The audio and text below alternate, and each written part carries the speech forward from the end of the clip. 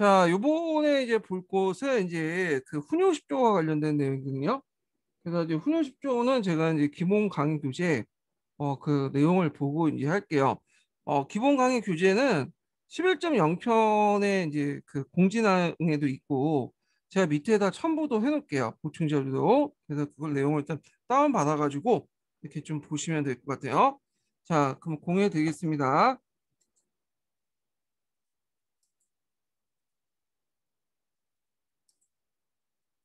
아, 이거 잘못 눌렀네요. 공유를. 아이패드 공유해야 되는데.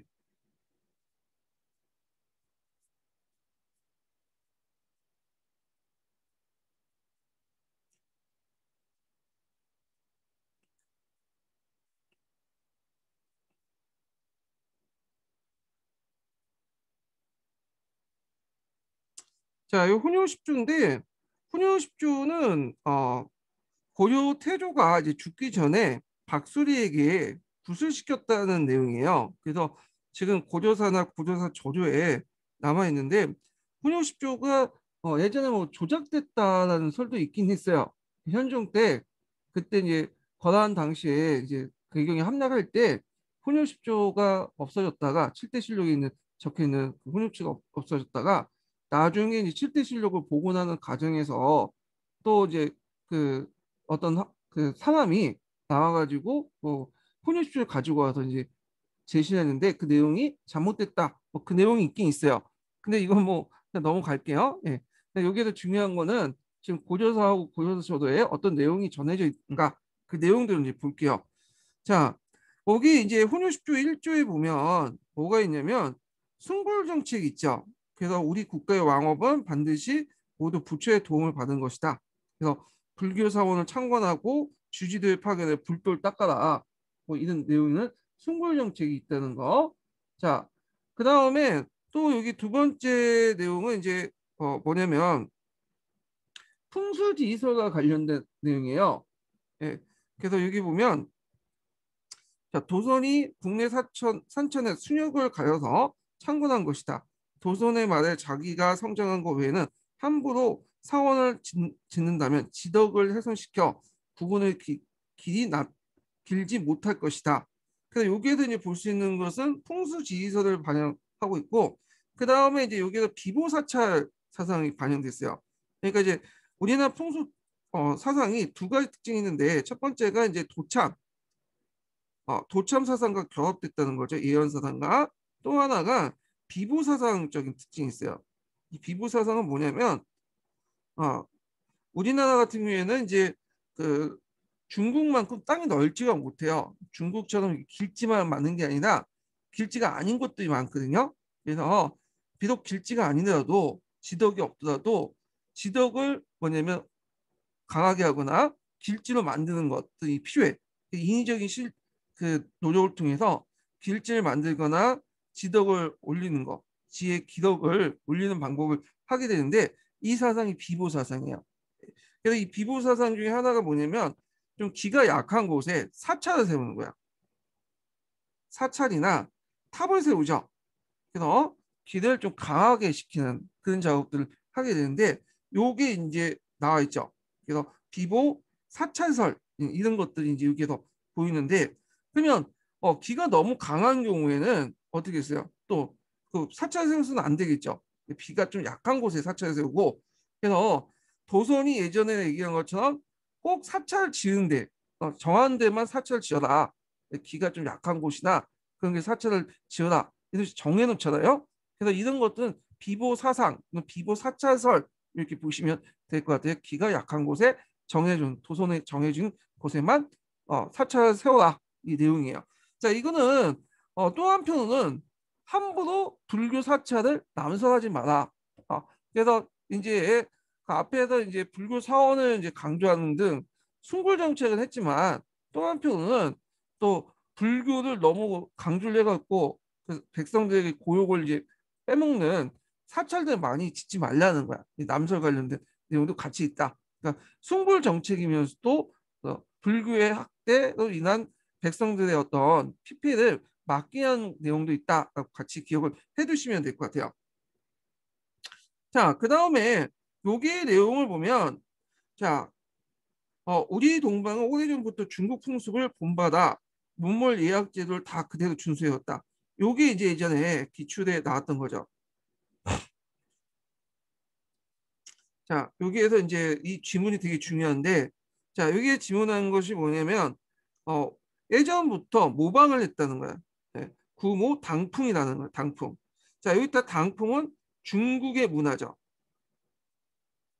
그래서 이때 당이라는 것은 꼭 당나라 문화를 의미하는 게 아니에요. 당나라어는 중국을 대표하는 대명사야. 또 풍이라는 것은 문화죠. 그러니까 중국 문화. 그러니까 그래서 이제 이걸 뭘 비판하냐면 신라가 한강 유역을 이제 장악한 6세기 이후부터 당나라의 문화를 중국의 문화를 무비판적으로 수용을 했잖아요. 이걸 비판하는 거야. 예.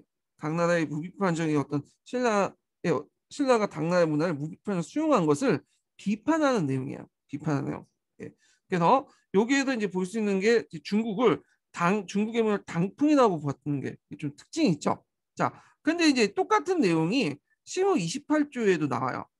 시무 28조. 근데 이때도 이제 이건 뒤에 좀 얘기했지만 중국의 문화를 당풍이라고 얘기하지 않고 뭐라고 하냐면 하해라고 해.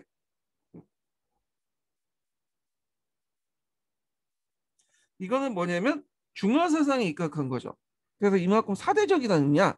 시무 28조는. 근데 이에 반해서 혼유 10조는 중국의 문화를 당풍이라고 하고 그걸 그대로 준수함을 비판을 했기 때문에 상당히 자주적인 성격을 띠고 있다. 이렇게 이제 보시면 될 것 같아요. 그래서 이제 여기 보면 그걸 또 알 수 있는 게 구태여 억지로 맞출 필요 없다. 예, 그래서 그 불필구동이라는 표현에서 볼 수가 있죠. 이 불필구동은 시무 28조에도 보여요. 근데 이 시무 28조의 불필구동의 의미는 좀 약간 달라. 훈유 10조하고. 자, 그 다음에 이제 거란은 금수에 나가기 때문에 풍속과 언어가 다르니 그들의 의관제도 아예 본받지 마라. 예. 그래서 이제 거란의 적대시 정책들을 이제 볼 수 있다는 거죠. 거란을 왜 적대시하냐면 두 가지 이유로 볼 수 있어요.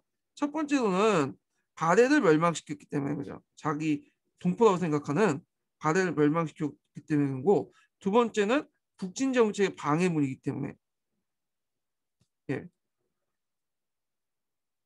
글씨가 엉망이네요. 예. 방해문인데 이런 것들이 이제 대표적으로 만부교 사건에서 호출돼 나오죠. 그래서 권한사신이 왔는데 거기 낙타를 데리고 왔는데 낙타를 만부구에서 굶어 죽이게 한 사건이 만부구 사건이잖아요. 예. 자, 그 다음에 여기 보면 이제 어, 5조에 보면 요 내용이 있어요. 자, 서경을 강조하는 내용이 있어요. 서경이 수도구 순조와 우리나라 지맥이 근본이다. 만대 왕옥의 땅이다. 그래서 왕들은 추나 추동 사조 중에 중간달에 거쳐서 100일 이상을 머무르라. 이런 내용도 있는데 자 여기에서 볼 수 있는 건 서경 기지설의 영향을 받았다. 예, 그래서 서경 직전 풍수지리사성도 보이고요. 그래서 이건 북진 정책 근거지로서 서경을 강조하는 내용이 있다는 거 좀 같이 기억을 해두시면 좋을 것 같아요. 자, 그 다음에 이제 여섯 번째로는 이것도 숭불제 뭐냐면 사상 중에 하나인데 연등의 팔관을 중시 여기는 내용이 있죠. 그래서 이제 내가 가장 바라는 건 연등의 팔관하다.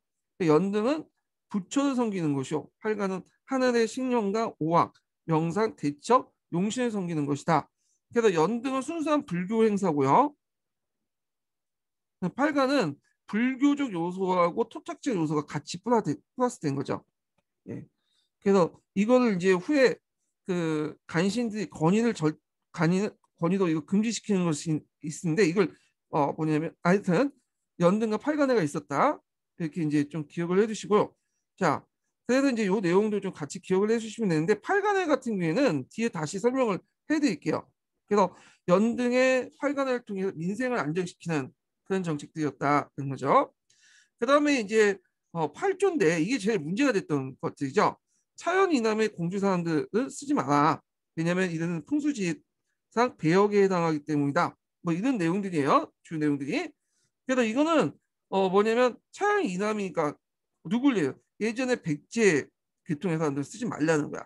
그래서 풍수지 이상 구 백제에게 등용하지 마라 이렇게 했는데 아마 이제 후삼국 시기 때 백제를 토벌했잖아요. 백제와 이제 싸우다 보니까 백제의 감정이 좋지 않아가지고 이런 글이 나왔다라고 하는데 근데 실제로 그렇지 않아요. 거기 이제 태조에 등용했던 인물 중에 백제 사람들이 되게 많아. 우리가 이제 생각한 도선조차도 백제인이에요. 예.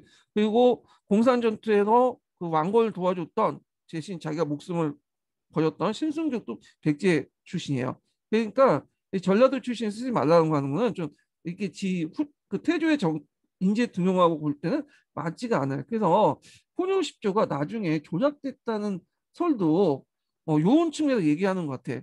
그때 이제 혼효십조가 이제 만들어진 당시가 아까 말한 거란의 침입 때였잖아요. 그래서 거란의 침입 때 그때 개경했던 칠대실록이 다 불타 없어졌는데 칠대실록을 복원하는 과정에서 항주량이라는 그 신라계통의 이제 육두품 출신이 그 뭐냐면 훈유십조를 가지고 와가지고 거기 칠대실록에 편입시켰다는 거예요. 그래서 나중에 칠대실록을 1차 사료에서 고조사나 고조서 저도가 나중에 조선시대에 만들어졌는데 그 내용이 그대로 고조사나 고조서 저도에 실려 있다. 그 내용이 있기 때문에 조작됐다는 설이 있거든요. 그래서 그걸 들 수 있는 것이 이제 요거 8조 대항인데 이건 모르겠어요. 하여튼 그렇게 있고요. 자, 그다음에 이제 10조 같은 경우에는 유교를 강조하는 내용이 있어요. 이렇게 해갖고 이제 살펴봤는데 여기에서 그냥 제가 대충 얘기를 했어요. 왜냐하면 지금 주 목적이 강독과 관련된 내용이기 때문에 꼭그 자세한 얘기는 하진 않았지만 이게 중요한 부분은 한번 훑어보긴 했어요. 예. 그래서 요거 이제 시험 문제 나왔기 때문에 나올 가능성이 많고요. 혼율 10조 부분은 좀 공부를 해주세요. 자, 그러면 다시 넘어가서 그 한국 통론 내용을 좀 볼게요. 자, 강종 그 태조가 죽은 후에 즉위했던 왕이 이제 뭐냐면 해종이에요. 해종. 음, 해종이고 해종이 죽고 나서 즉위했던 사람이 정종이죠. 그래서 해종과 정종은 상당히 뭐냐면 당명에서 죽었어요. 해종과 정종은 이제 해종은 2년, 그 다음에 정종은 4년 이렇게 이제 죽었잖아요. 그러다가 그 다음에 해종 정종의 동생이었던 강종 때 가서 다시 이제 통치를 하게 되는데 그 내용을 볼게요. 자, 그 건국 초기 때 이제 국가 기반을 항만 태조의 노력에도 불구하고 아직은 왕권은 독자적인 세력을 가진 호족의 존재로 말미암아 불완전했다. 그래서 태조의 죽음과 함께 이게 노정됐는데 태종 2년에 어, 왕규라는 사람이 난을 일으켰어요. 이 왕규는 외척 집안이죠. 그래서 강주 호족으로 그의 두 딸이 태조에 바쳐 제15비와 16번째 왕비가 되었고 16비에서 이제 16명 16비에서 강주 원군을 낳았는데 당시 해종에게도 한 딸을 납벼여 왕씨가 중촉되는 외척 관계를 맺고 있었다. 왕규는 해종의 두 아들 그러니까 요와 소를 꺼리어 해종에게 중상했으나 왕이 듣지 않자 왕을 해치기 위해서 왕을 해치고 외손 강주 원군을 왕위에 오르고자 했다. 자, 이에 이제 그 해종은 불의의 변을 두려워해서 언제나 사람들 의심하고 답사로 하여금 신변을 호위하게 했다. 근데 이제 이 정종이 해종이죠. 해종이 2년 만에 이제 병에 돌아가고 그 다음에 이제 이때 서경의 진군이었던 왕심령이 가 결정한 왕제 요가 왕규를 제거하고 왕위에 오르니 정종이었다. 그래서 이 왕규의 난은 회종 말기에 일어난 난이라고 볼 수 있어요. 왕권 다툼 과정에서 일어난 거고, 자 정종인데 정종은 이제 그 강종의 친형이죠. 예. 그래도 한 4년 동안 통치했어. 근데 이때도 왕권이 그렇게 안정된 게 아니었어요. 그래서 외척 세력과 개국 공신 세력들이 위험이 도사리고 있었고, 그리고 이때 이제 정종은 이들 도전 세력들을 제거하기 위해서 세력 기반을 수도를 옮겨야 필요가 있다고 생각해서 이들의 세력 기반, 그러니까 외척 세력과 개국 공식 세력의 세력 기반인 개경에서 벗어나 서경천도를 추진하려고 했어요. 그래서 이제 표면적으로 풍수 도참을 내세우고 있지만 실제로 그 당시 왕십년하고 친했다고 했잖아요. 왕십년에 또 서경을 이제 총괄이 있었고 그 왕심의 서경세력을 이용해서 개경을 기반한 훈식세력, 훈신세력부터 벗어나기 위한 것이 본이었다. 근데 이 천도개혁을 추진하는 과정에서 갑자기 돌아간 거예요. 4년 만에. 예.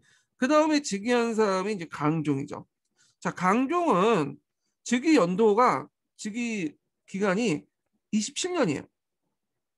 그러니까 앞에 있었던 회종이나 그 당시 또 정종보다는 즉위기간이 길었죠.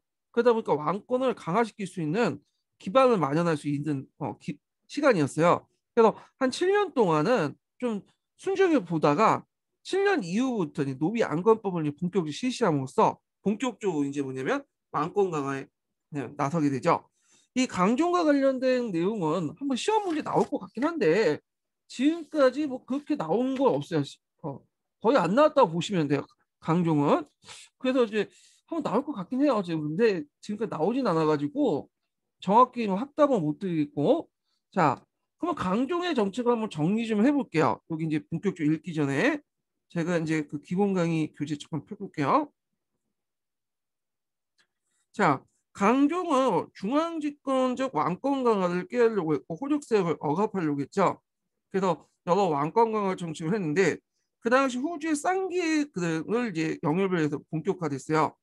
중원공급부에서 국가 수익을 증대했고 그래서 중원공급은 국가에서 그 이제 세금을 거둘 때 지방 세금을 올 때 지방 호족들이 뭐냐면 다 쓰고 중앙에 올리지 않았는데 일단 중앙에 올려놓고 중앙에서 지방으로 내려가는 교부구 형식으로 내려가는 그 법이 중원공급법이야. 그래서 재정적 기반을 마련했고 그 다음에 이제 노비안건법에서 그 남할 여초 시기 때 혼란기 때 이 양인들이 노비가 많이 됐거든요.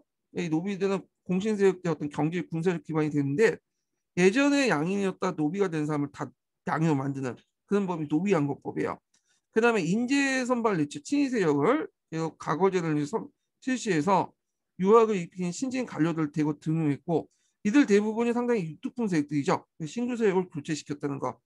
그리고 이제 예전에 한번 시험 문제 나왔던 것이 이제 시해군 출신하고 작업 출신 오대인데 이거는 이제 그 시정 정식과 관련돼 갖고 한번 나왔어요. 그 뒤에 이제 목종 때 경종 때 얘기죠. 예. 하여튼 이런 사람들 우대했다. 그다음에 백간의 공복제를 실시해서 관료의 기강 확립하고 공신과 호적세력을 수청하고 대규모 많은 사람들 죽였죠. 자, 친제 견혼을 했다. 강덕이나 중풍 같은 자주적 연혼 사용하고 개경을 한도, 그다음에 서경을 서도라고 했다. 예. 그러니까 군주의 개혁을 해서 시위군을 강화했다. 왕권을 이제 강화하는 과정에서 호적세력들이 자기를 암살할 수 있잖아요. 예. 그러니까 이제 이런 것들을 목적을 대비해서 시위군을 강화시켰다고 보시면 돼요. 그리고 왕실 사찰이었던 기복사를 이제 창건을 했죠. 예. 그 군연을 등용하고 청태학을 이제 도입을 했고, 자, 군여와 관련된 내용은 예전에 한번 시험 문제 나왔어요. 요 사항은 요거는 좀 나중에 사상사 할 때 좀 얘기를 해볼게요. 자, 그 다음에 이때 이제 5대 19기 끝나고 송호 넘어갈 때요. 예, 그러니까 이제 강종이 집권할 때는 초창기 때는 5대 19 쿠주였다가 이게 송호 넘어가거든요. 그러면서 송나라 수교를 해요. 그러면서 외교 관계를 수입하고 문물 수용하는데 자, 이때 이제 초창기 때 우리가 이제 그 강종이 어, 연호를 사용했다고 했잖아요. 강덕이나 중풍 같은 연호를 사용했는데 이런 연호를 폐지해갖고 송나라 연호를 받아들여요. 건덕으로. 예. 요거는 이제 교과서에 없는 내용이죠. 통론하고 하여튼 그런 정책들을 했다는 거 이렇게 좀 보시면 될 것 같아요. 자, 그래도 우리가 이제 보통 그 고려가 내지 외양 정책을 했다고 했잖아요. 그래서 안에는 황제국이고 밖으로는 그 제국으로 했는데 그 중에 이제 하나가 국내용으로 연어를 사용했다 이렇게 있거든요. 근데 연어는 그렇게 많이 사용하진 않았어요.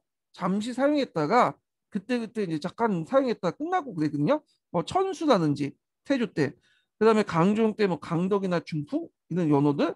근데 이것도 중국 세력과 교류를 하면서 이렇게 조공책국 관계를 맺으면서 중국 연어를 어, 바꿨죠. 이런 것도. 하여튼 그 당시에 이제 이 강종의 정책은 많은 욕을 얻어먹었지만 뒤에 이제 성종이 중앙 집권을 이제 실시할 수 있는 바탕이 되었다. 예. 그래서 태조는 국가를 세웠잖아. 그 왕국을 창건했죠. 근데 이제 강종이나 성종은 국가를 수성한 왕이에요. 이 사람은 기발을 닦았던 왕이었다. 이렇게 기억을 해주시면 될 것 같아요. 자, 그러면 관련된 이제 통론 내용을 한번 읽어볼게요. 자, 초창기 때 강종은 드러내놓고 이제 호족 세력들을 탄압하지 않았어요. 아직 힘이 약하기 때문에 힘의 기를 필요가 있겠죠. 그래서 온건한 방법으로 호족 세력들을 무마하면서 안건의 안정을 도모했으나 어느 정도 자신의 기반이 마련돼 서서히 호족 세력을 억압하기 시작했다. 그래서 7년 때 실시한 법이 노비 안건법이죠. 예. 그래서 이로써 호족들은 차지했던 많은 노비가 해방되어 그들의 경제적 군사적 기반이 약화되고 많은 양인의 수가 확보될 수 있어 국가 수입이 증대되었다. 노비 안건법 결과가 있죠. 뭐 노비 안건법은 나올 가능성은 별로 없을 것 같아. 그냥 나와도 그냥 주는 문제겠죠. 솔직히 이거 누가 못 맞춰? 다 맞추지. 예.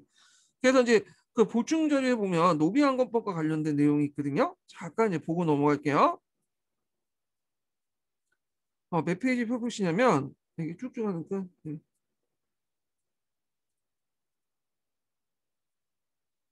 여기 2페이지 펴보세요. 주상교과서에 있는 내용을 이제 좀 볼게요. 자, 고전사에 있는 내용인데 노비를 조사하여 10일에 살펴 분별하도록 멍하자 이때 공신들은 원망하지 않은 사람들이 없었다. 여기 공신들 되게 제후 호족 출신이겠죠. 자, 가난한 사람이 없었습니다. 원망하는 사람이 원망하지 않은 사람이 없었지만 무서워서 가난한 사람이 없었습니다. 대목 왕께서 간절히 가난했죠. 왕은 듣지 않았다. 요 대목 왕후도 이제 호족 출신이다 얘기죠. 이렇게 있는데 자, 남할 여초에 혼란기에 많은 양미 노비가 되었다. 호족은 이를 기반으로 경제력은 물론 강한 군사를 갖추었다. 고려 정부는 세금을 낼 양민을 확보하고 왕권을 강화하기 위해서 이들을 해방시키려고 했다. 그러나 이것은 호족들의 막대한 이득을 어, 걸려 쉽게 해결할 수 있는 문제가 아니었다. 그래서 이제 태조도 일본 노비만 해방하고 그쳤다는 거죠. 근데 강종 때 노비 안건법을 시행하면서 본래 양민이 노비가 된 자들을 호족이 강제 노비 삼은 사람들을 해방시켰고 이 조치는 노비들의 큰 환영을 받았지만 호족들이 결사적으로 반대했다. 호족 집안 출신인 왕후도 이 법의 시행에 간절히 말렸다. 그러나 왕은 왕후의 요청을 받아들이지 않았다. 자, 이 내용들 파악을 해두시는 게 좋을 것 같아요. 자, 그 다음에 다시 이제 한국 통을 읽어볼게요. 그래서 이제 아까 얘기한 9년에는 후주에서 온 쌍기, 귀한 상기의 건의를 이제 받아들여서 가거제도를 실시해서 그 신진 관료를 채용했고 이로써 개국공신의 그 훈신들이 타격을 받게 되고 새 관료도 밑받침한 왕권 강을 보게 되었다. 그래서 고려 초기 때는 대부분은 호족들이나 그 자제들이 관료였죠. 그러니까 왕권하고 척을 질 수밖에 없어. 근데 이때부터는 이제 신진 관료들이 많이 등용을 하게 돼요. 가거제도를 통해서. 그리고 또 그 백간 공복제를 실시해서 백간 공복제를 해서 관리 색깔을 간복을 색깔에 따라 입혔죠. 그래서 관리 기강을 확립을 하려고 했죠. 그래서 여기 나오는데 백간의 공복을 제정하고 자산, 단산, 비산, 녹삼. 그래서 이렇게 해서 강계주의 실시의 왕권 확립에 포징을 했다. 이걸 바탕으로 이제 뭘 했냐면 나중에 시정정식가를 설치하는데 바탕이 되죠. 네. 시정정식가를 설치하는데 바탕이 돼요.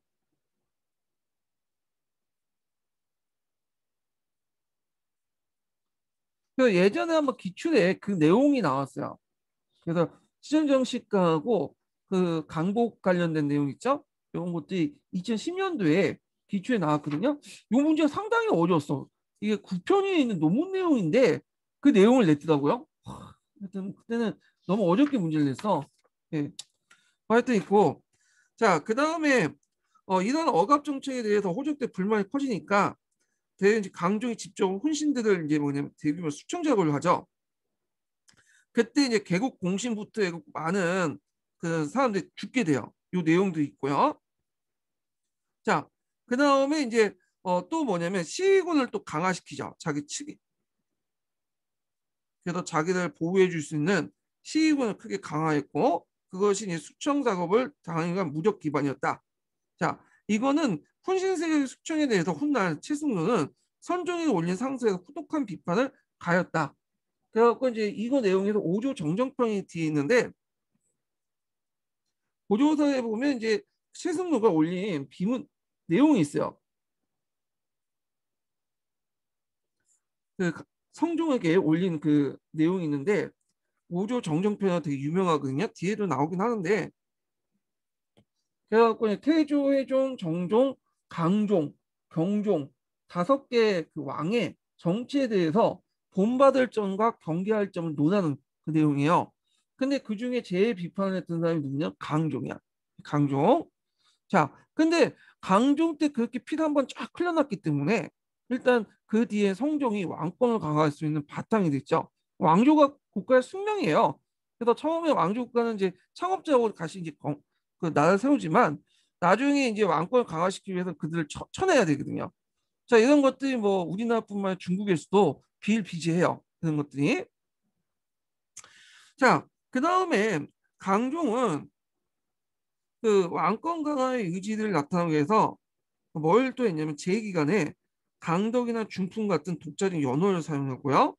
개경을 항도라고 부르고 서경을 서도도 하면서 수 황제를 칭호해서 사용한 데서 나타났다. 그래서 이걸 무슨 체제라고 하죠?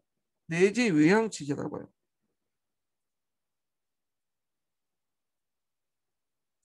자, 발해도 내재 외양 체제지만 고유도 내재 외양 체제야. 내재 외양 체제는 안으로는 황제국을 칭하면서 실질적으로는 중국 간의 관계에서는 제후국을 칭하는 대하는 그런 체제를 내재 외양 체제인데 이거는 이제 발해나 뭐 고려에 보이는 그런 체제죠.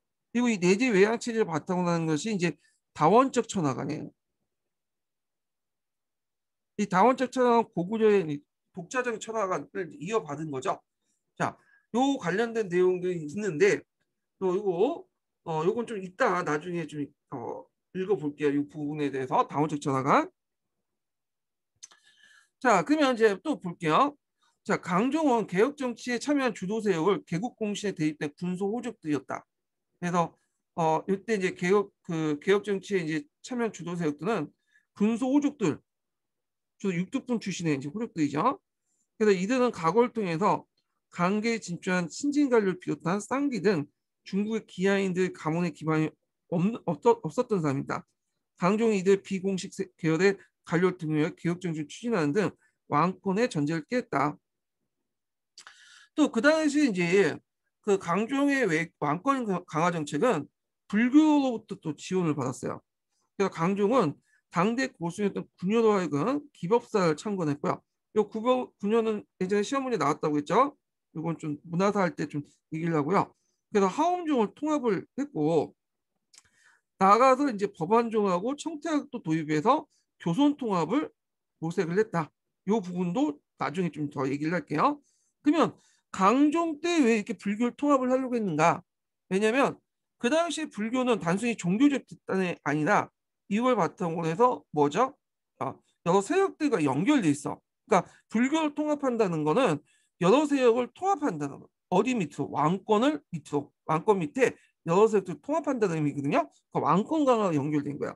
자, 이는 불교 사상을 통합을 통해서 집권적인 왕권 강화를 도모하고 기법사를 중심으로 개혁 정치를 성공해준 사회적 지지세를 얻기 위해서다. 그래서 친불 정치, 불교의 어떤 정책의 의미죠.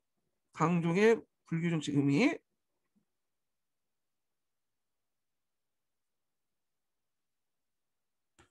자, 그래서 이제 이렇게 이제 했는데 그러면 요 관련된 내용들 한번 읽어볼게요. 그 교과서나 이런 내용에서 먼저 교과서 그 도출 페이지 2페이지 펴 보세요. 2페이지 보면 여기 보면 이제 내지 외양 체제에 관련된 내용이 있어요. 고려는 항제의 나라로 자처하다. 그 내용도 있는데 자, 여기에 보면 해동천자인 지금의 항제에 이르러 부초와 하늘이 도우시니 교화가 널리 퍼져 세상이 다스려지다. 예. 그래서 이제 고려사 악지 고려가요 통입성에서 나온 내용이죠. 예. 그 다음에 이규보가 이제 온 천하가 한 집이 됐으니 천자의 성수음이 있다. 이런 내용이 있어요. 그래서 그 당시 고려의 왕을 황제가 부렸다는 걸 알 수가 있죠. 이런 사례도 볼 수 있고. 그래도 이제 고려사 본기에는 그 내용이 없는데 이렇게 고려사 가요 내용이나 악지 부분이나 그 다음에 민간 그 서적 그리고 유물 유적에는 고려 왕을 황제로 칭하는 내용들이 많아요. 그래서 내지 외양 체제를 취하고 있다. 이걸 볼 수 있는데 고려는 왕건이 개창한 이에 황제국을 침해했으며 그에 걸맞는 통치체를 갖추었다. 이는 원간섭기에 제한 거의 모든 시기에 일관되게 유지된 고려 특징이다. 그래서 이제 고려는 고려 국왕은 대외적으로 왕을 취한 적이 있지만 대내적으로 여전히 황제의 군림이 있다. 내지 외양 취지를 했고 여기 거꾸로 표현했네. 외양 내지 취지. 주변 국가들은 고려를 황제의 나라로 인식했으며 이 대표적인 그 행사가 팔간회예요.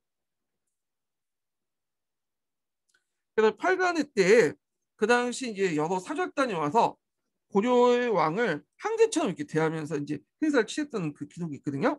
자, 그리고 발해 그 유민 세운 풍요국이 고려의 포에서 보였으며 표라는 거는 천재에 올리는 그 표라고 하죠. 표전문이라고 또 하고 그 다음에 금도 고려에 보낸 국서에서 고려고 황제라고 표현했다. 그래서 내지 외양 체제를 취했다. 이렇게 보시면 되죠. 이거는 그 조선하고 또 다르죠. 조선하고 또 내지 외양 체제를 취했기 때문에 그 신라 같은 경우에는 오무제를 실시했잖아요. 조선도 오무제를 실시했죠. 제후국가니까. 근데 황제국가이기 때문에 칠묘제를 했어. 7명의 조상을 보낸 거야. 제사를 지냈던 거죠.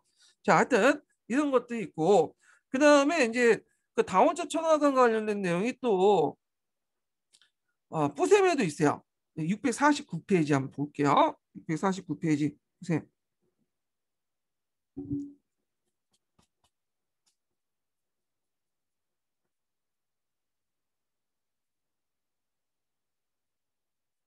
어, 649페이지가 여기. 자, 동아시아 국제질서 이렇게 있죠.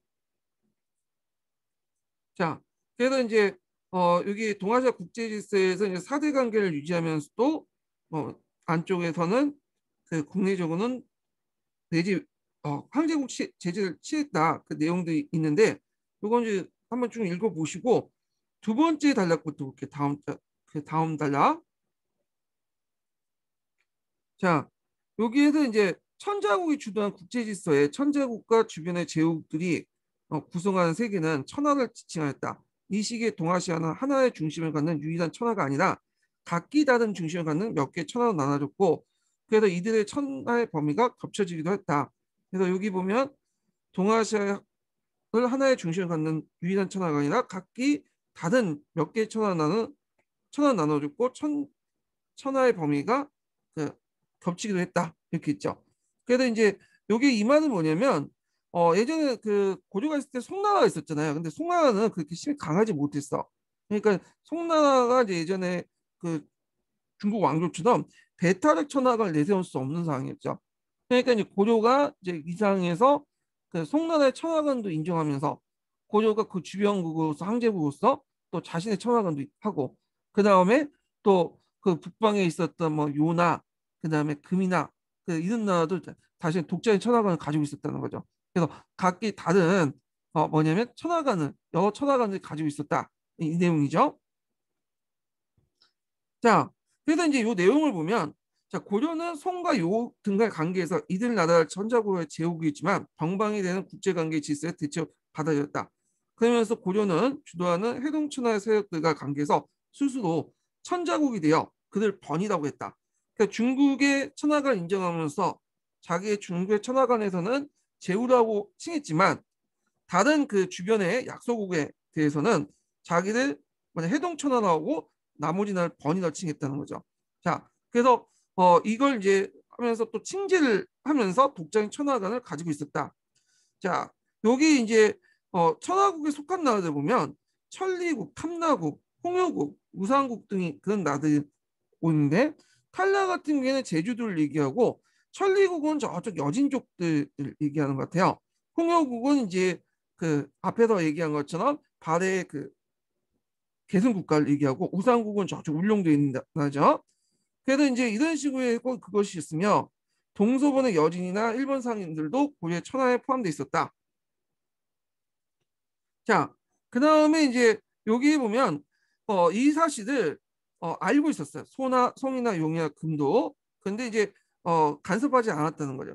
그래서 고려의 군주를 천자를 위치한 팔간의 의식이 잘 표현되어 있는데 앞에서 얘기했죠. 팔간을 통해서 이런 내지 외양 체제를 잘 표현할 수 있는 사상이 행사가 팔간회라고 했죠. 그래서 팔간회 의식에서 많은 송상들이나 여진들이 참여함으로써 고려 친지사상 시를 인지했지만 문제 삼지 않았다.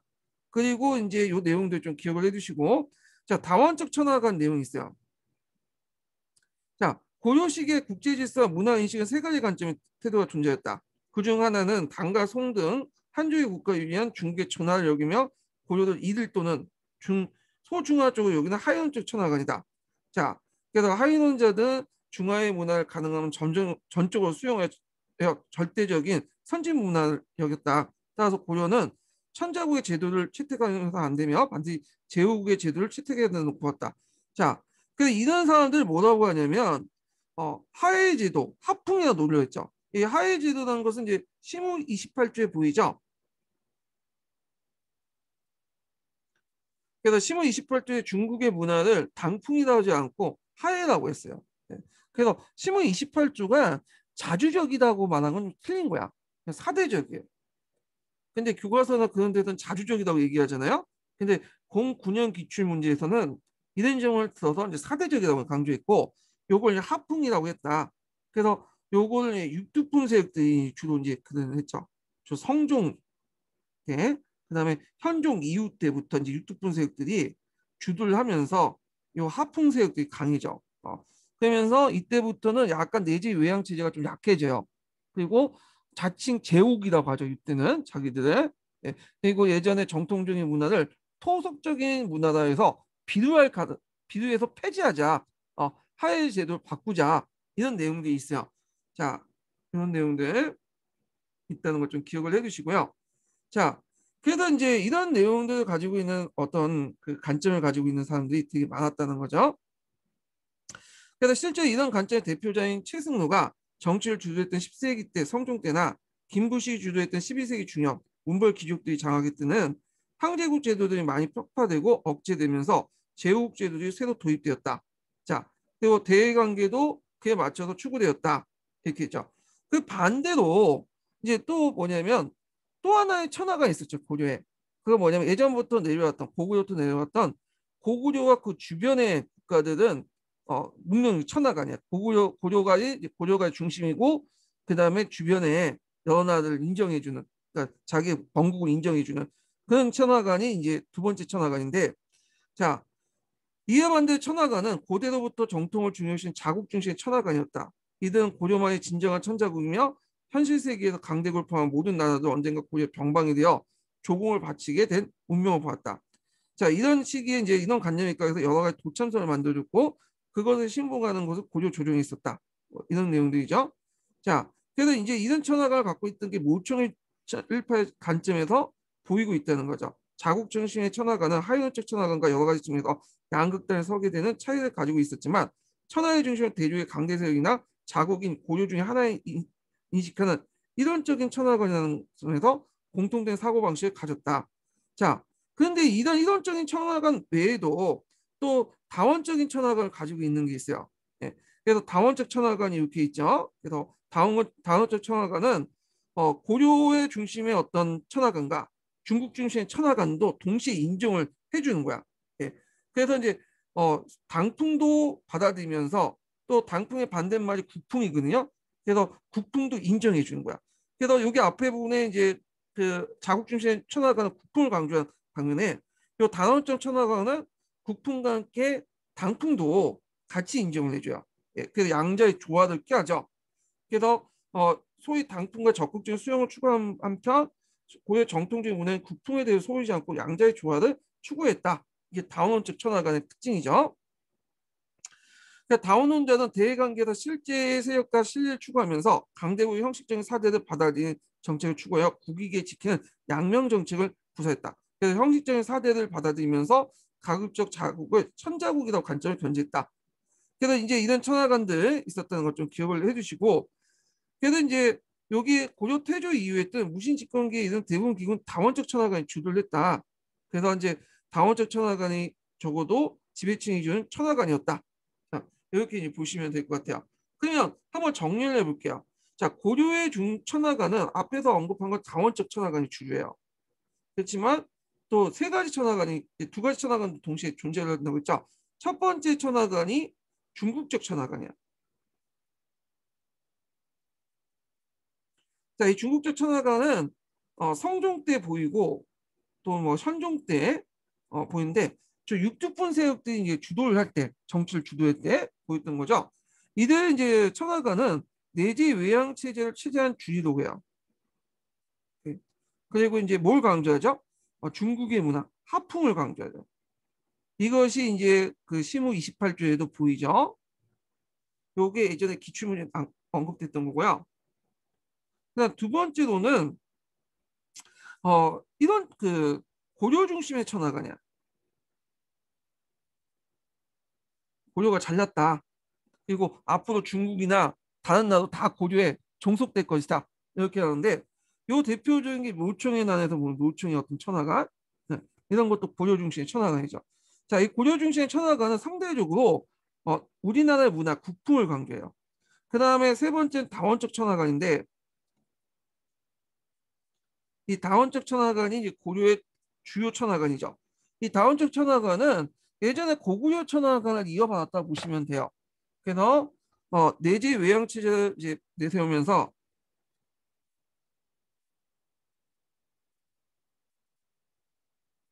자, 내지 외양 체제를 내세우면서 국풍과 하풍을 동시에 여기죠.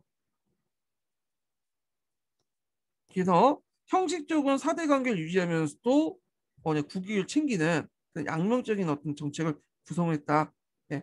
그래서 가끔마다 이제 중국적 천하관이나 고려 중심의 어떤 천하관이 포출되어 나올 때도 있었지만 전반적인 흐름에서는 다원적 천하관이 주류였다. 이게 이제 뭐냐면 후셈의 관점이에요. 근데 학계에서는 전반적으로 다원적 천하관도 인정하지만 대개 보면 이제 현종 이후부터는 거의 이제 그 무인 정권 제외하고 현종 이후부터는 고려 중심의 천하관이 대세였다는 게 대부분 관점이에요. 예. 그래서 처음에는 국풍과 하풍이 대입되었다가 하풍으로 넘어갔고 다원적 천하관은 여기서 좀 강조되는 것 같아요. 그 교과서나 예. 그런 관점이 있다는 걸 파악을 해주시고요. 그 다음에 이제 여기 보면 이제 항제군 포방 사례들이 있어요. 그래서 이제 고려가 내부적으로 항제국을 포방했음을 보이는 사례들이 많은데 자, 무엇보다 국왕을 항제로 부르는 수가 많았고요. 자, 이거는 이제 유문이나 유적이나 기타 서적들에서 보였어. 근데 막상 이 고려사에는 봉기나 그런 데는 항제국 내용이 없어요. 예. 그다음 왕실 용어가 항제국 용어였다. 자, 그래서 이제 있고 국왕의 명은 영, 국왕의 명과 영을 성지 조칙 제가라고 있고 그다음에 신민이 국왕에 대해서 폐하라고 하고 국왕이 신민에 대해서 짐이라고 하고 자신을 자 이렇게 불렸던 거죠. 그리고 이제 왕이 주고 신인을 모시는 종묘와 각 그 현실에 모이는 묘에서 조와 조종제를 붙이는 거죠. 이거 항제국에 결맞는 조종제는 항제국만 취할 수 있는 거야. 예, 묘를 정해서 조와 종을 붙이는 거.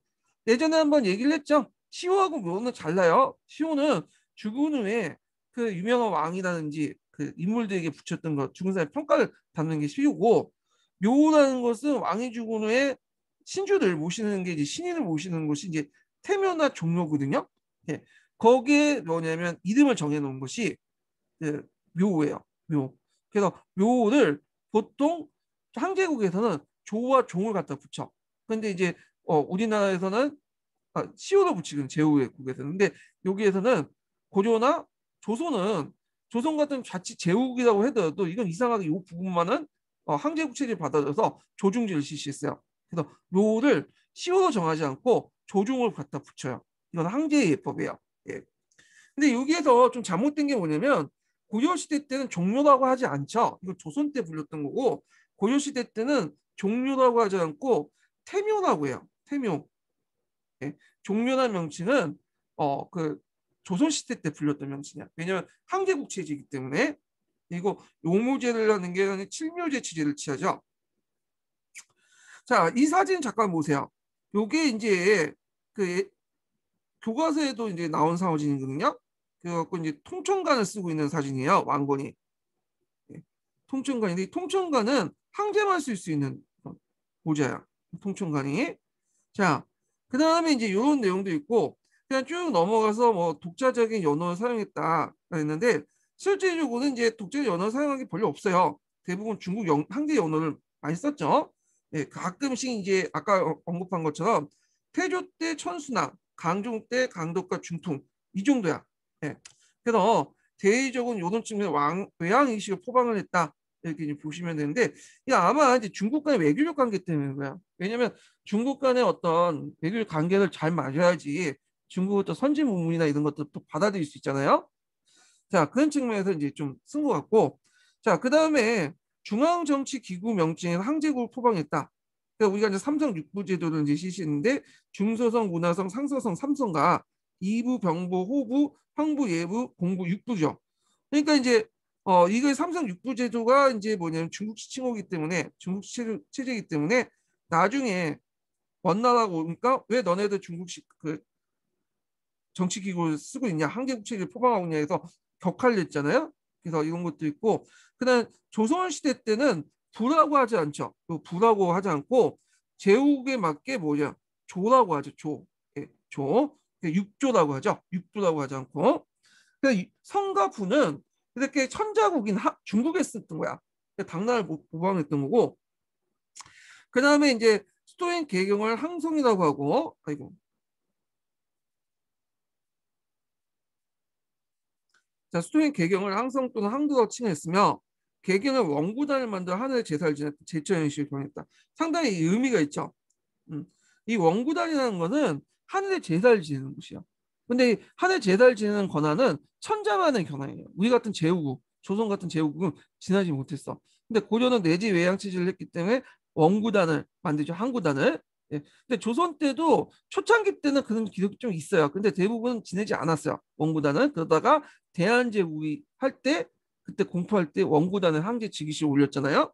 자, 그래서 이제 이 항제 제2의 오륜동은 본디 하늘의 아들인 만물의 주냐 천자만 할 수 있는 것이다. 그리고 또 항제국 체제를 갖추고 있기 때문에 그 밑에 제왕이라는 존재도 동시에 존재를 하고 있었어요. 그래서 이제 고려에 가까운 왕족이나 공원에 있는 신하들에게 공후백작이라는 남작은 5자기를 조져. 자, 이런 것도 있었다는 것 좀 기억을 해두시면 되고요. 자, 그런데 이제 이런 항제국 체제가 언제 바뀌었냐면 원해 간섭 때부터 이제 변했어.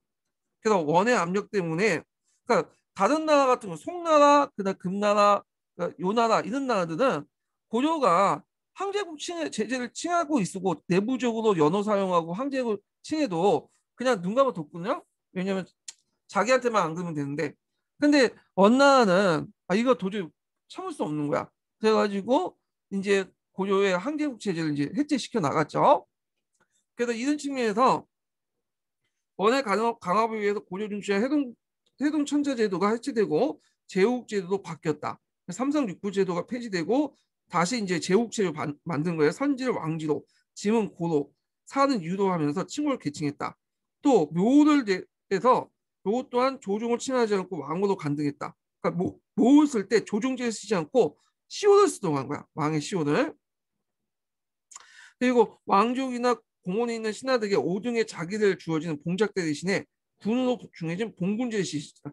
이게 다 조선으로 연결되죠. 그래서 조선도 뭐 대군, 군 이렇게 칭하잖아요. 이건 다 이제 뭐냐 제국 체제 때문에 그런 거죠. 그리고 자기에 따른 수요한 시급 또한 없었다. 그래서 이제 항제국 체제가 이제 무너졌다. 그래서 이제 나중에 조선도 이 뭐냐면 이렇게 이제 원나라 간섭에서 만든 제국 체제 그대로 이어받았다 보시면 돼요. 다만 예외가 있었죠.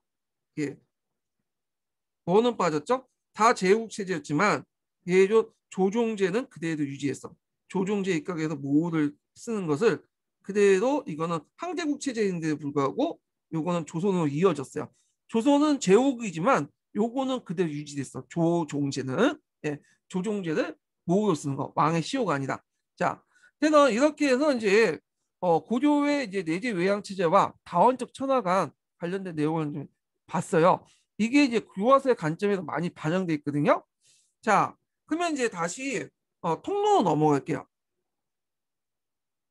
자, 여기에서 이제 갑자기 성조고 뛰어 넘어가는데, 여기 보면 이제 중간에 왕이 있었죠.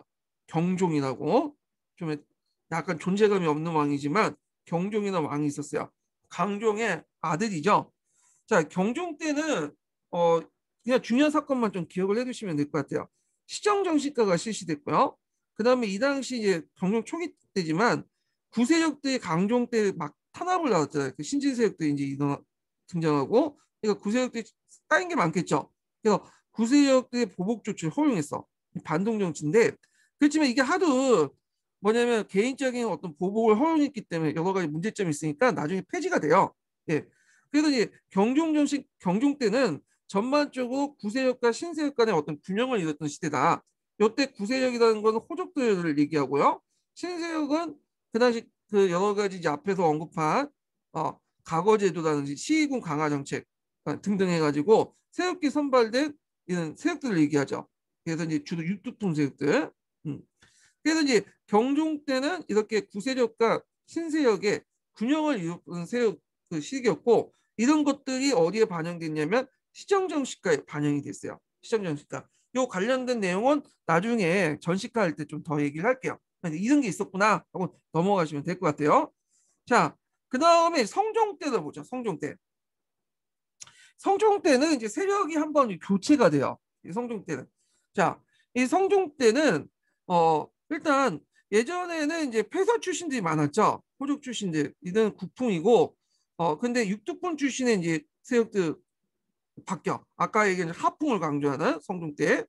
자, 그래서 성종 때는 중국의 제도를 상당히 수용을 해요. 마침은 이제 제국이냐? 그러니까 제국이지만 하여튼 제국처럼 이제 수용을 해. 자칭 제국에 칭하면서. 그래서 중국의 제도를 수용하면서 종전의 고유의 간직이었던 태봉 제도를 폐지하고 삼성 육부 제도를 받아들이죠. 예. 그리고 이제 친송 정책을 해요. 친송 정책. 그러다 보니까 그것 때문에 또 권한에 또 1차 친일 또 받고, 그리고 이제 이때 이제 뭐냐면 진출했던 세력들이 대부분 유투풍 계열의 유학자들이었다. 그 인물 중에 대표적인 사람이 최승루죠.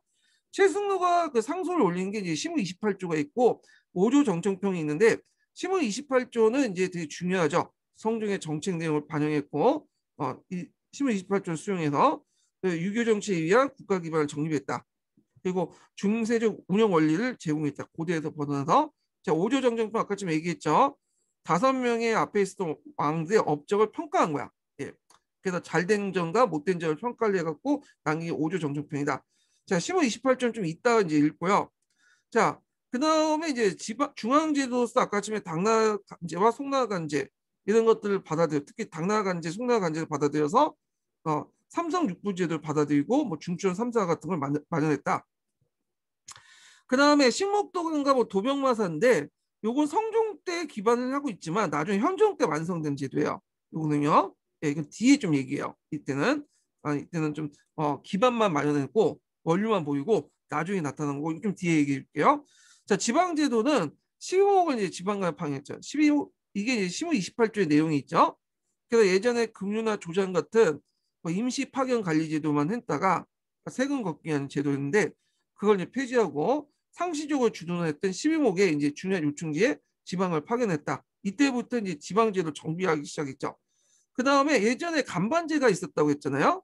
예, 간반제를 뭘로 개편했냐면 그 항직으로 개편했어. 그걸 이해하려면 문무상계제를 좀 이해할 필요가 있어요. 원래 문무상계제도 요거는 어디에서 도입된 거예요? 중국에서 도입된 거예요. 중국의 제도죠. 그래서 이제 문상계제하고 무상계제 이렇게 이제 도입을 했는데, 문상계제는 중국에서는 문인들에게 줬던 거고, 무상계제는 무인들에게 줬던 제도예요. 근데 이게 우리나라 들어오면서 고려 들어오면서 다른 식으로 바뀌게 되죠. 자, 이 문상계제는 어떻게 바뀌냐? 문상계제는 중앙의 문무관리들에게 지급하는 거야. 그러니까 이제 문관뿐만 아니라 중앙 간직을 갖고 있는 무관에게도 지급한 게 문상계제예요.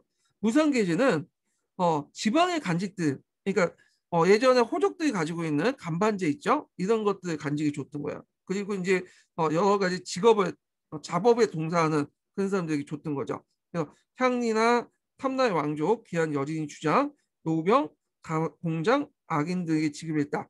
그래서 이 무상계제 안에 향리에게 지급한 게 이게 예전 호족세들이죠. 그러니까 이 간반제.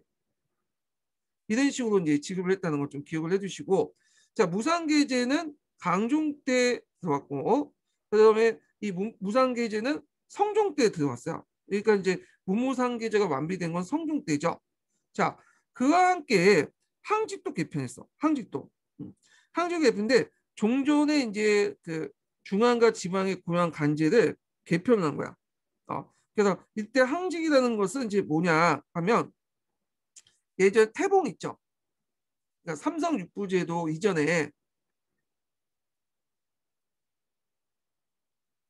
태봉 간제가 있잖아. 고유 독자적인 간제, 태봉 간제가 있었는데 이 태봉 간제를 항직으로 이제 해서 두고 삼성 육부제를 다시 결합을 시킨 거야. 그러니까 항직은 예전에 그 간직이고 항자는 고향 항자지만 고려를 의미해요. 중앙에 이제 대비해서 중국과 대비해서 그래서 우리 예전에 내었던 태봉 간제를 항직으로 두고 삼성 육부제 간직을 또 이렇게 한 거야. 그러니까 그 당시 관리들은 뭘 동시에 갖고 있었냐면 향직도 가지고 있었고 삼성 육부에 입각한 간직도 하나 갖고 있었어요. 이렇게 두 가지 간직 제도가 같이 가지고 있었다. 이렇게 이제 기억을 해두시면 돼요. 그러면서 이제 항직 개편하는 과정에서 그 지방의 항리들의 직제를 개편했어요.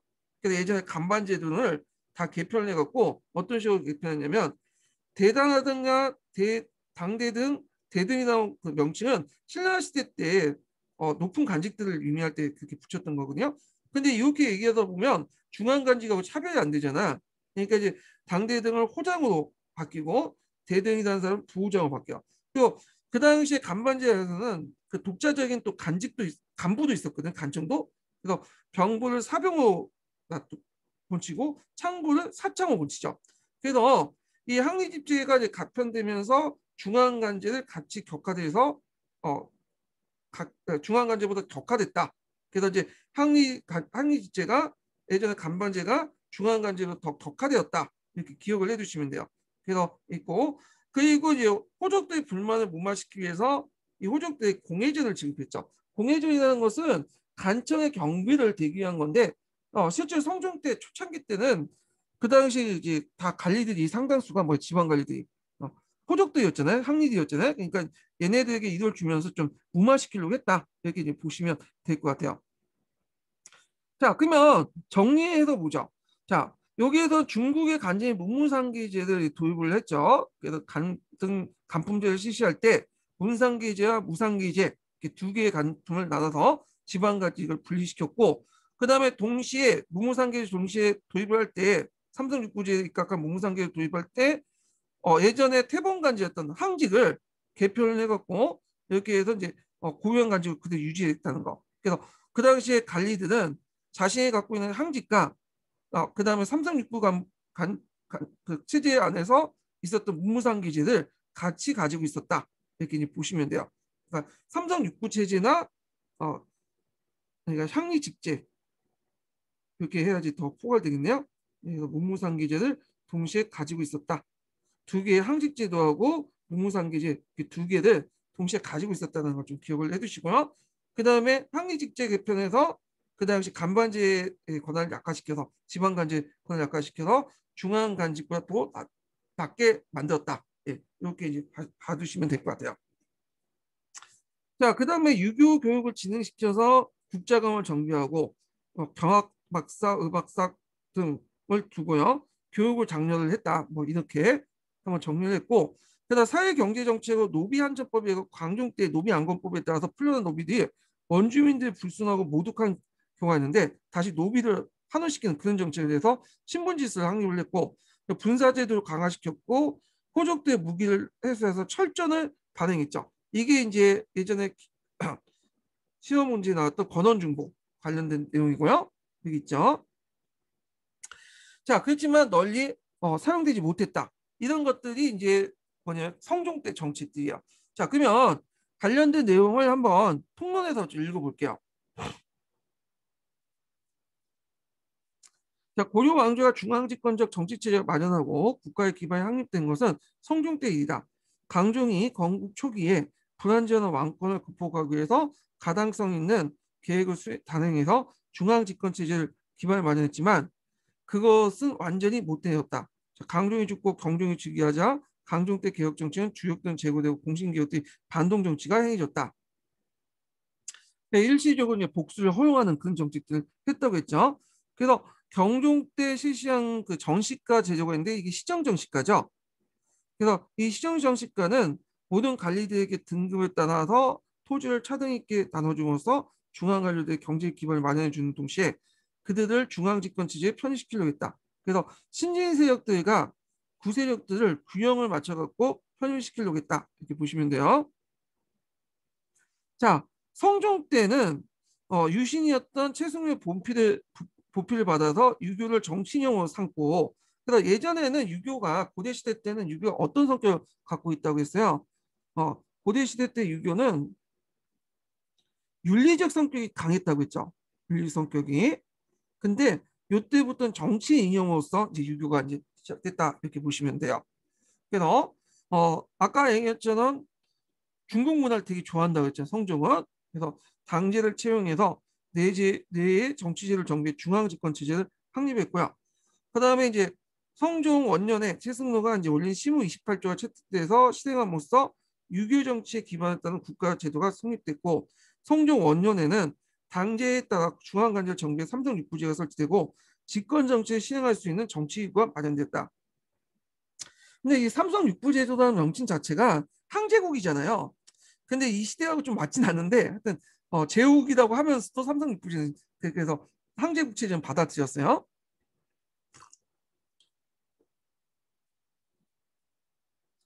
그러나 지방제도는 정부에 12목을 설치하고 처음에는 중앙으로 또 외관을 파견했으나 이제 지방의 자치적 호족들은 중앙정부의 통제 아래 들어갔다.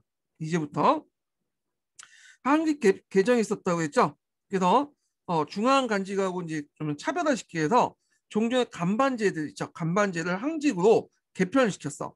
그래서 당대 등을 호정으로 바뀌고 병불, 사병, 창불, 사청으로 각각 개정된 것은 이들 호족들 외관의 보좌역인 항례지를 격화됐음을 보여주는 거 있다.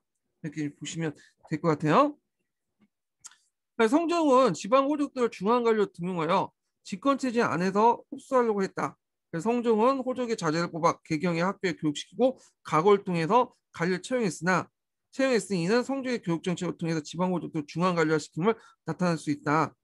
자, 그 다음에 넘어가서 여기 보면 특히 성종의 유교 정치 실시는 고려 왕조의 기반을 확립하는 데 커다란 효과를 거뒀고, 유교는 원래 군주의 학문으로서 군신의 관계를 명백히 하여 통치자의 중앙 집권 강화를 위한 이념으로 되었으며 집권적 정치에 유리한 사상적 기반이 되었다. 이렇게 보시면 돼요. 그래서 선종의 모를 뭘로 정한 거야? 이룰 성자로 한 거야. 보통 선종이라는 그 묘를 쓰는 것은 중국의 우리나라 공통점이 뭐냐면 어떤 왕권의 어떤 제도적 기반을 마련했던 왕들에게 선종이라는 묘를 줘요. 조선의 성종도 마찬가지죠. 고려의 성종도 이렇게 중앙제도와 지방제도 등등 어떤 제도적 장치들을 마련했다는 거, 그런 것들을 좀 파악을 해주시면 좋을 것 같아요. 자, 그러면 여기 보면 시무 28조 관련된 내용들을 이제 좀 볼 텐데, 잠깐 요거 이제 내용을 이제 먼저 볼 필요가 있겠죠. 이게 좀 중요한 거니까. 자, 기본 강의에 있는 내용을 좀 볼게요. 자, 여기 보면 제가 이제 시무 28조 이 내용이 있어요. 원래 28조면 28개가 전해져야 되잖아요. 근데 실질적으로는 4개가 제한된 21조인가 22조밖에 지금 전해진 게 없어. 22개조 내용죠. 나머지 6개 내용은 전해지지 않고 있거든요. 그래서 이제 여기 1조부터 해서 21조의 내용이 있는데 한번 쭉 관련 내용을 볼게요. 중요한 내용을 볼 거예요. 자, 여기 보면 이제 첫 번째 보면 불교 정책과 관련된 내용이 있어요. 불교 정책. 자, 요때 이제 내용을 보면 석가의 가르침에 따른 것은 수신의 본이요. 유가의 가르침에 따른 건 이국의 근원이다. 그래서 여기에서 볼 수 있는 것은 이제 불교와 유교의 역할을 분리시키자. 그러니까 불교는 종교적 역할을 이제 국한돼서 보는 거고 수신의 본이니까 유교는 이국의 근원이니까 정치적 역할을 강조했죠. 그래서 정치 이념으로서의 유교를 강조했다. 나름대로 의미가 있다는 거죠. 그 다음에 이제 혼효 10조 비슷한 내용이 있는데, 자, 중국 문화의 선택적 수용을 강조해. 불필구동이라는 말이 있어요. 불필구동. 그래서 이제 이 내용을 보면 자, 중국의 제도를 따르지 않을 수 없지만 사방의 풍속이 각기 그 토성에 따르게 되니 다 고치기 어려운 것 같습니다. 여기에서 이제 중국을 지칭하는 제도를 중국의 문화나 이 제도를 하해 지제라고 하죠. 예. 하하 지제. 이 말은 이제 앞에서 언급한 것처럼 이걸 뭘 말한 거야? 이거는 어떤 이제 중화주의, 중국이 중심이고 자기 나라는 소국이다. 그래서 요즘에 이런 의식을 가지고 있는 분들이 되게 많은 것 같아. 대통령 분께서도 그렇고 시작처 장군도 대변인도 그렇게 얘기를 하잖아요. 예. 그래서 이제 했는데 잘못만 했다가 또 다칠 수 있으니까 그만할게요. 자, 하여튼 이 하해 지제라는 말 속에 이미 중화적 사고방식이 들어가 있다는 거야. 그러니까 그 세계관에서 독자적 천하관이 아니라 뭐 중국 중심의 천하관이 이미 그 말 자체에 들어가 있는 거예요. 용어 자체에. 그리고 여기에서 이제 볼 게 뭐냐면 어 그러면 그 말은 비슷하지만 좀 다르죠. 훈요 10조에서는 나름대로 자주적인 어떤 성격을 띠고 있는데 반해서 여기에서는 시무 28조에서는 자주적인 게 아니라 사대적 성격을 띠고 있는 거야. 사대적. 그래서 요거 좀 기억을 해두시면 될 것 같아요. 자주적, 사대적. 그래서 예전에 한번 관련된 내용이 나왔고, 그 다음에 여기에서 볼 때 이제 그 토성에 대해서 얘기하는데 토성은 그러니까 우리나라의 어떤 고유 풍습이죠. 고유의 거기에서 이제 보면 그 정신적인 것도 있죠. 정신적이고 뭐 이런 것들은 도덕적인 것들은 다 어디서 중국의 어떤 걸 받아들여야 되지만 물질적인 것들은 어, 토성 고려의 것들을 받아들여야 된다. 이런 식으로 얘기를 하거든요. 여긴 안 나왔지만 그 뒤에 그 말은 떻게 얘기를 하고 있냐면 자, 요거는 우리의 고려 문화가 물질적으로 뛰어났기 때문에 그런 게 그 받아들여서는 안 된다 그런 게 아니라 중국계 좀 낮고 고려의 문화가 비주하고 낮기 때문에 이것이 제국 체제에 맞다는 거야. 근데 항제국 체제에 맞는 그 중국의 문화를 받아들이는 거는 제국 체제에 맞지 않기 때문에 받아들이면 안 된다. 그냥 우리처럼 이렇게 못 먹고 못 살아야지 그렇게 그런 물질 문화를 계속 유지해야지 제국 체제에 맞는 그 자세다. 이런 식으로 해갖고 그 얘기를 하는 거예요. 그러니까 약간 이제 뭐냐면 사대적인 의미가 되게 강하죠. 이런 것들이. 그래서 이제 이런 내용도 좀 기억을 해두시고 하여튼 이제 여기에서 이제 뭐 자주적인 사대적인 간에 중국문의 선택적 수용을 이제 강조하죠. 불필 구동이라는 말 통해서. 그래서 이걸 볼 수 있는 것이 독자의 간제에 반영된 것이 그 당시에 이제 문무상계제와 이성 육부제도야. 요거 예전에 기출문제 나왔어요. 02년 기출문제. 그래서 당시 이 말 요게 주어지면서 이 간직제도 반영된 것이 뭐냐? 문무상계자 이성육부제. 요게 뭐냐면 이제 중국 제도를 받아들였지만 그대로 받아들인 게 아니라 나름대로 고려의 현실을 입각해서 받아들인 거죠. 그래서 요 문무상계제는 아까 치면 문상계제, 무상계제 수요가 다르다고 했죠. 문상계제는 중앙 간직을 갖고 있는 문인과 무인들에게, 그다음 무상계제는 그 아닌 항해 계층들에게 줬던 거고요. 그다음에 이성 육부제도는 원래 삼성 육부제도인데 운영에서는 실제로 이성 육부제도 운영하죠. 이건 고려 간직 관련된 내용할 때 좀 얘기할게요. 그러면 식목도감하고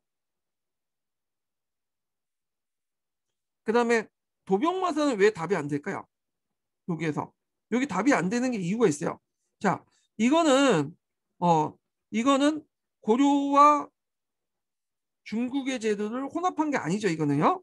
예, 그래서 중국의 제도를 고려에 그 중국의 제도를 받아서 고려 나름대로 운영한 게 아니라 이건 뭐예요? 그냥 독자적 간제예요. 중국 제도와 상관없이. 그리고 요때 중국 그 식목도와 고려 도병마사는 막 만되기 그 전이었어. 그러니까 완비되기. 요때 시초는 보이지만 근데 완비된 것은 언제 때냐? 형종 때요. 그러니까 요때는 맞지가 않죠. 예, 그래서 요거는 기출 문제 풀어볼 때 한번 보세요. 요거는 현종 때 만들어졌기 때문에 답이 될 수가 없어요. 그래서 문무상계제와 이성육부제가 답이 돼요. 요거는요. 자, 그래서 이제 이렇게 했고, 그다음 군주와 신하의 관계에서 왕권과 신하를 좋아했는데 이게 나중에 합의기구에 발견되죠. 도병마사 식목도감이나 나중에 만들어진 합의기구에 반영이 된다. 뭐 이렇게 있고, 자, 그다음 지방제도와 관련된 그 신무 28조 내용을 좀 볼게요. 자, 임금이 백성을 다스린 법은 집집마다 가거나 날마다 볼 수 없다. 때문에 각 지방의 수정을 파견하여 백성을 이해를 살피게 하는 것인 바 우리 태조는 사만을 통일하신 후 지방의 외관을 둘러고 했으나 대체 초창기 이제 번잡하여 미처 둘 겨눈이 없었다. 이 말은 뭐냐면 그 당시 호족세력들이 강성했기 때문에 중앙에서 지방을 파견할 수 없었다. 이 얘기예요.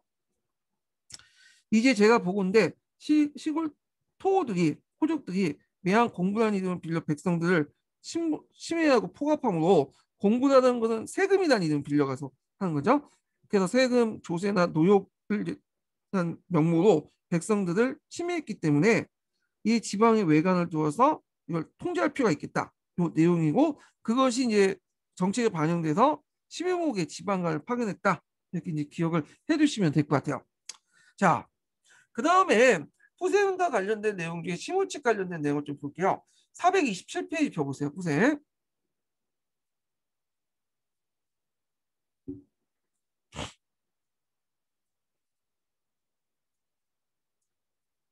후생까지 하려니까 시간이 좀 많이 걸리긴 해요. 근데 뭐 나오니까 봐야죠. 예.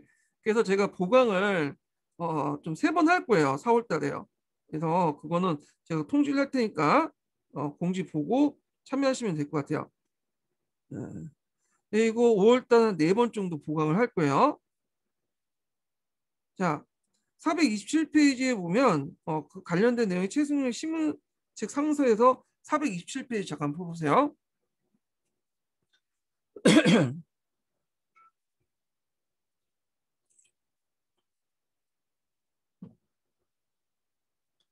자, 성종이 즉위한 후 유학자를 중요했는데 대표적인 사람이 최승로다. 이 최승로는 원래 경주 출신으로 신라가 고려를 항복할 때 아버지 함께 경성에 따라 고려에 들어왔던 사람이죠. 그러니까 육두품 출신한 걸 알 수 있죠. 그래갖고 이 사람이 이제 시무책이라든지 오조 정정평 이런 것들 이제 유명을 썼고 그 다음에 이제 이 시무책은 그 당시에 이제 문제들을 개선하기 건의서죠. 28조를 올렸는데 그 중에 22조만 전해졌다는 거죠. 자, 시무책 내용을 볼게요. 자, 최승로는 선종에게 이상적인 군주의 자질을 갖출 걸 권했는데 그는 고려 역대 군주 중 태조에게 이상적인 군주상을 찾았다. 그래서 군주는 신하들의 예로서 대우하며 공경하고 참언을 멀리해서 사악한 자를 주저없이 제거할 수 있는 폭넓은 토속능과 깊은 통찰력을 가지고 있으며 동시에 유교적 정치인을 투철한다고 보았다. 그 다음에 이제 정치 형태로 중앙의 정치력이 정부의 통치권을 장악한 국가가 바람직하다고 보았고, 그래서 이제 그게 신문 28조에 나오죠. 지방에 상주하는 외관을 파견할 것과 지방 세력과를 억제를 한다고 건일에서 나타나 볼 수 있고, 그 다음 단락은 유교와 불교에 관련된 내용이에요. 자, 그래서 유교와 불교에 관해서는 각각 기능이 구별된다고 본다. 현실 정치는 유교의 토대를 둬야 된다는 견해를 갖고 있고 불교는 수신의 근본이요. 내생에 위해서 본다면 사후세계에서 필요한다면 하면서 보면서 불교의 폐단을 통렬하게 지적했다.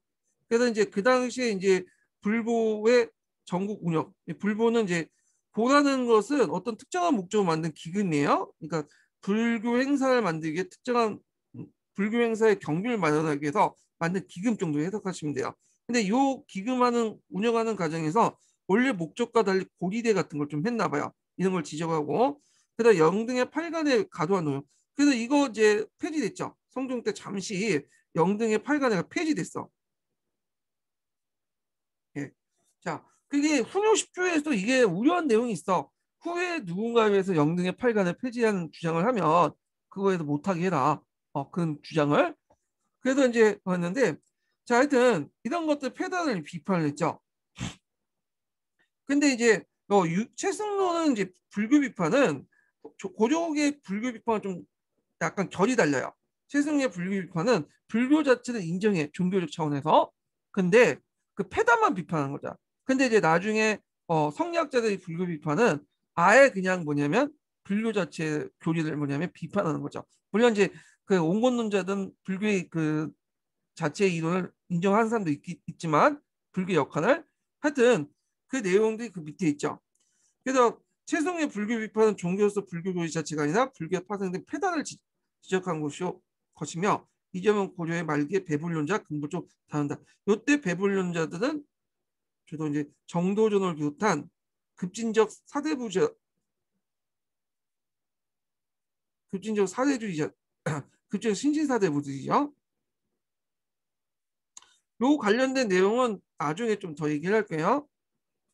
자, 그 다음에 이제 그 밑에 있는 내용도 있는데, 한번 각자 읽어보시고 그런 내용이 있다는 걸 좀 보시면 될 것 같고요.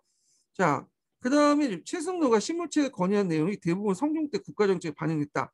그래서 요 반영된 내용도 있죠. 성종은 불교적 행사를 억제하면서 팔관을 폐지해서 집을 사원으로 쓰는 걸 금지했고 영등의 팔관을 폐지시켰다. 이렇게 있죠. 근데 이것도 그냥 성종 때 잠시 폐지한 거고 다시 이제 부활해요. 나중에. 이게 첫 번째 이제 반영된 내용이고 두 번째는 어, 국자감을 중수하여 12목의 경학박사를 파견하는데 유학교육에 크게 익혀 전국적인 호자 선수를 찾아서 표창하고 호사상을 권장했다. 이 내용도 있죠. 그 다음에 세 번째로는 그 유교적 예제를 보급하여 원구의 곡식을 대한 제사를 지내고 전적의 몸을 곱석 바까지 했다. 그래서 요거는 그 조선까지 이제 이어지죠.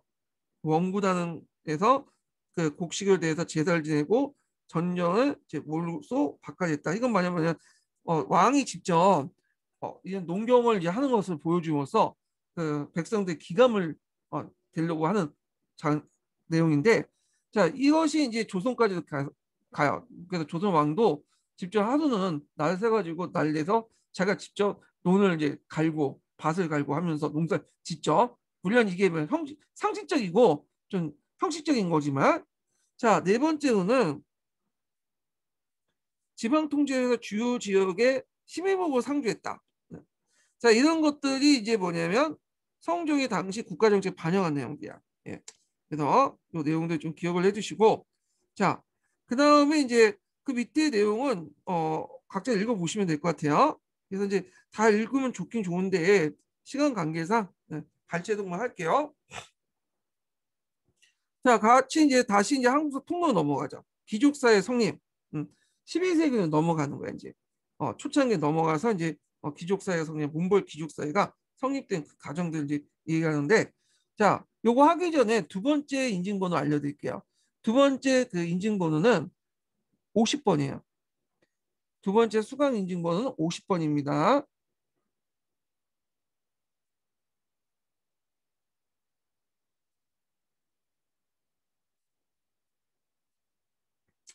자, 그럼 이 고려 중위 때 귀족세가 어떻게 형성됐는가? 요걸 한번 기본 강의 교재를 보면서 좀 정리 좀 해볼게요.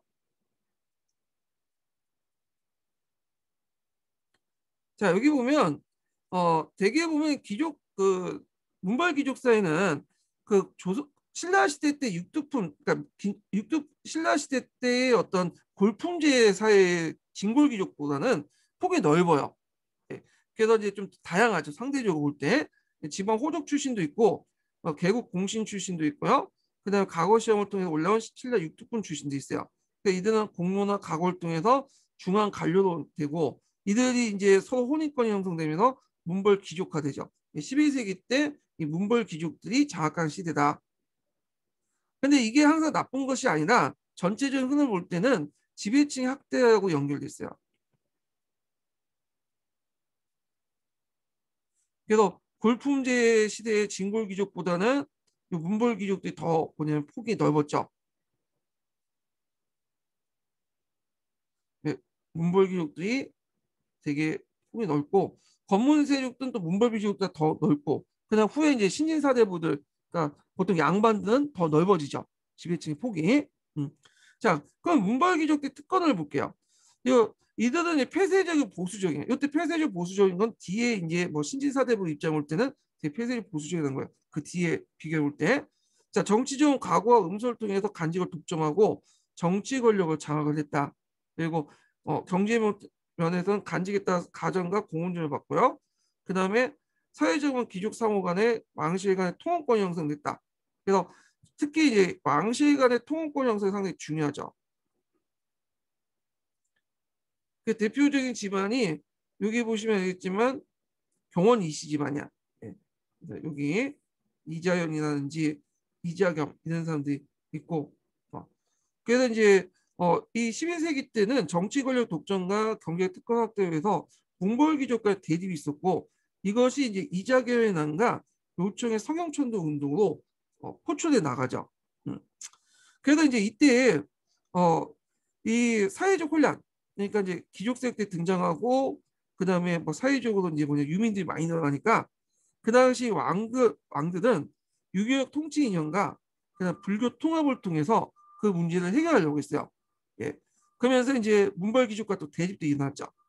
자, 그때 이제 왕들 보면 뭐 숙종 때나 그다음에 예종, 인종 등등등 있는데 요거는 이제 한번 조금씩 하면서 살펴보기도 하죠. 자, 그러면 이제 그 통론 내용을 읽어볼게요.